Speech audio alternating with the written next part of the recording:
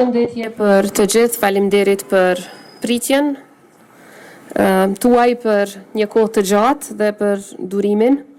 Siç e dini, sot kishim një takim të përbashkët me kryetarët e të gjitha partive parlamentare të përfaqësuara në kuvent përpos njërës. Gjatë këtij takimi, i cili është ftuar në përputhje me obligimin tim kushtetues që t'i konsultoj partitë parlamentare, diskutuam për një sër çështjes. Kryesorja natyrisht ishte obligimi në bazë të nenit 95.4 e Kushtetutës që këto konsultime të ndodhin para caktimit të mandatarit tjetër, dhe diskutuam në rrjedhë të kësaj, në qoftë se dikush nga partitë politike që ishin të ulara rreth asaj tavoline e kanë shumicën e nevojshme për të krijuar qeveri apo jo. Besoj I keni dëgjuar përfaqësuesit e partive politike rreth qëndrimeve të tyre. Ata disa kishin qëndrime që nuk mund të krijojnë shumicë, kishte edhe qëndrime që dëshirojnë të takohemi sërish për të parë mundësinë e propozimit të një mandatari të ri. Megjithatë, ju e dini që sipas Kushtetutës, institucioni presidencës I ka 10 ditë deri në marrjen e vendimit në qoftë se mandatohet mandatari I dytë apo jo. Ky afat ka dhënë deri me datën 5 nëntor. Deri me atë datë, unë do të komunikoj sërish me kryetarët e partive. Jo domosdoshmërisht do të mbaj takime individuale me secilin, sepse ka disa që mendojnë që tashmë është e zauruar çdo mundësi, por megjithatë do të jem në komunikim me ta. Dhe kushdo që ka gatishmëri që të takohemi sërish për të parë përfundimisht se a ka mundësi për caktimin e mandatarit tjetër apo jo, unë do t'i pres në takim. Siç e dini, aktgjykimet e gjykatës kushtetuese kanë lënë në diskrecion të presidentës çështjen e mandatarit të dytë dhe ky diskrecion do të shfrytëzohet pra përgjatë ditëve në vijim para vendimit final, që më së largu do të jetë me datën 5 nëntor, por gjithsesi para se të skadoj afati kushtetues lidhur me caktimin e mandatarit tjetër. Tani në rast, a do të ketë propozim për mandatar tjetër apo jo, është çështje e partive politike të përfaqësuara në kuvent, sepse siç ju thash kishte qëndrime jo unike, pra nuk kishte unanimitet të plotë rreth asaj se a mund të ketë mandatar tjetër apo jo. Çështja e dytë që e kam ngritur është në qoftë se mund të gjejmë një rrugë përpara me dakordim të partive politike për procedim të buxhetit dhe planit të rritjes, një instrument I Bashkimit Evropian nëpërmjet cilës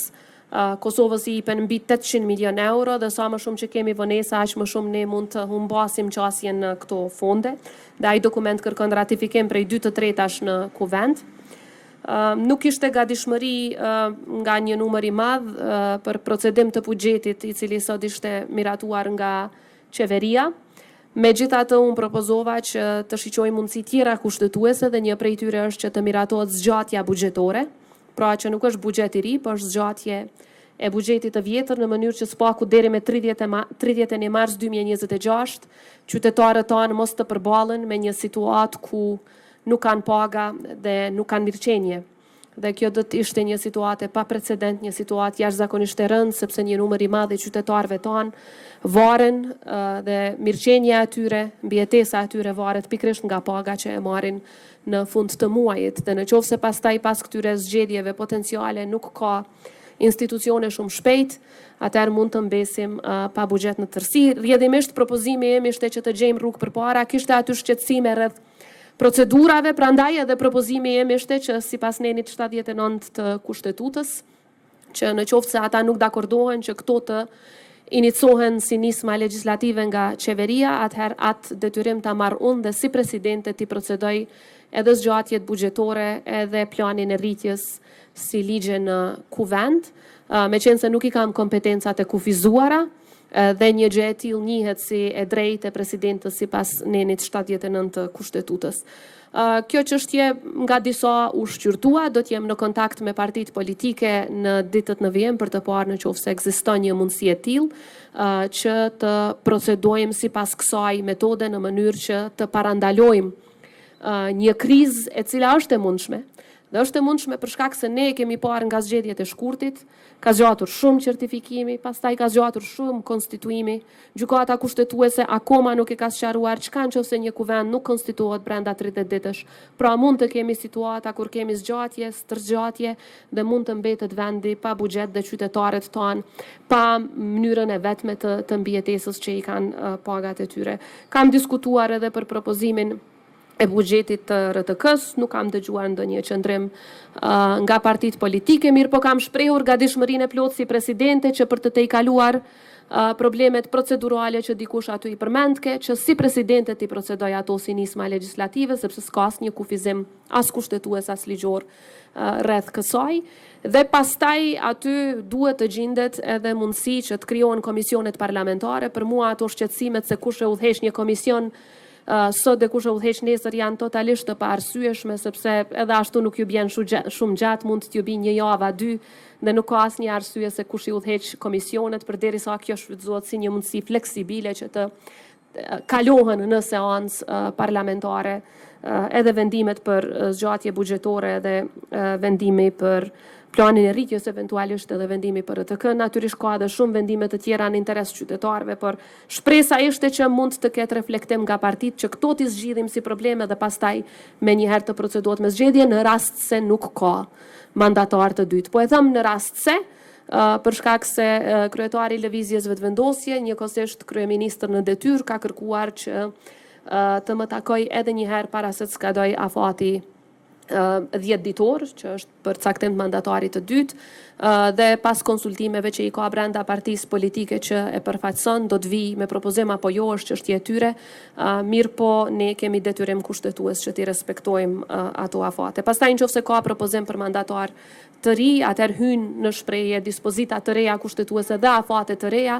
por megjithatë nëse nuk ka qeveri, dihen edhe ato pastaj janë 30 deri 40 ditë për mbajtjen e zgjedhjeve. Pra pak a shumë këto kanë qenë disa prej temave, është fat i keq për Kosovën dhe gjithë qytetarët që nuk kemi arritur, konkretisht partitë politike të përfaqësuara në kuvend nuk kanë arritur që të konsolidojnë, konstituojnë gjitha institucionet përfshi edhe qeverinë, dhe ka kaluar një kohë e gjatë, e humbur, dhe bashkë me kohën kemi humbur edhe shumë mundësi për vendin tonë, kështu që si presidente do të angazhohem që të respektohet kushtetuta në përpikmëri, por një gjë që është shumë e rëndësishme ta dini është aktgjykimet e gjykatës kushtetuese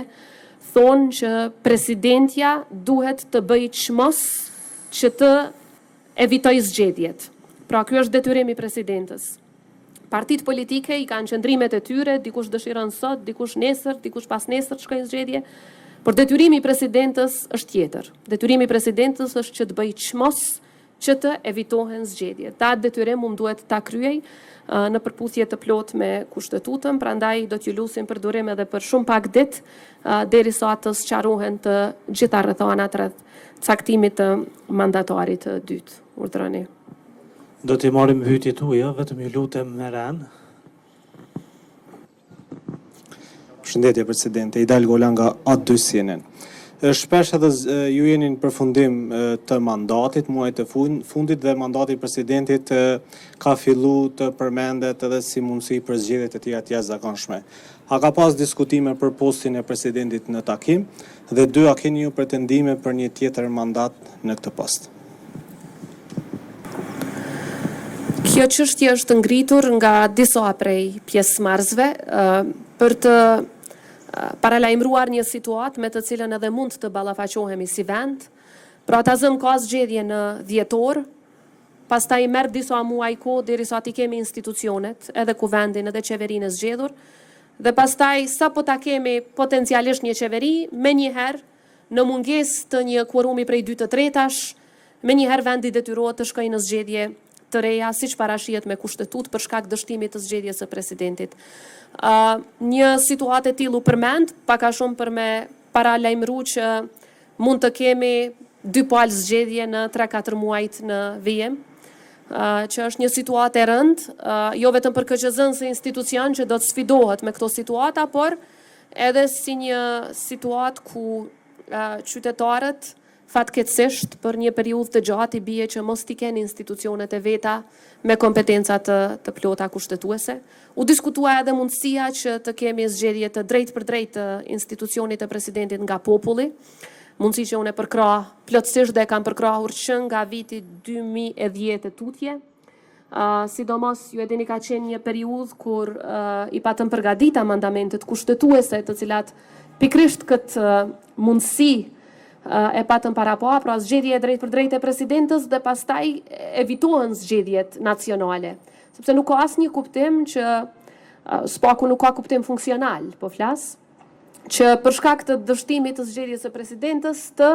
shkohet pastaj edhe në zgjedhje për parlament edhe në zgjedhje për qeveri, dhe atë për një parlament e për një qeveri që me siguri me mezi do të konstituohet, si që po am nga kjo praktik. Pra ishte një mundësi, unë pash një vullnet goxhat madh nga një numër i madh i partive politike,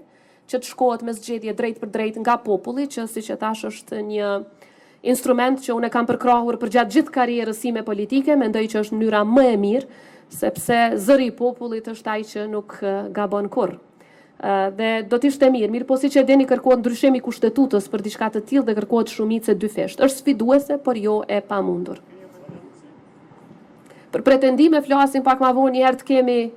ti kemi këto institucione tjera.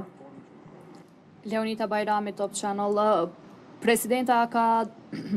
a ka dorëzu kryetari i lëvizjes Vetëvendosja Albin Kurti ndonjë dëshmi ose a duhet të dorëzoj ndonjë dëshmi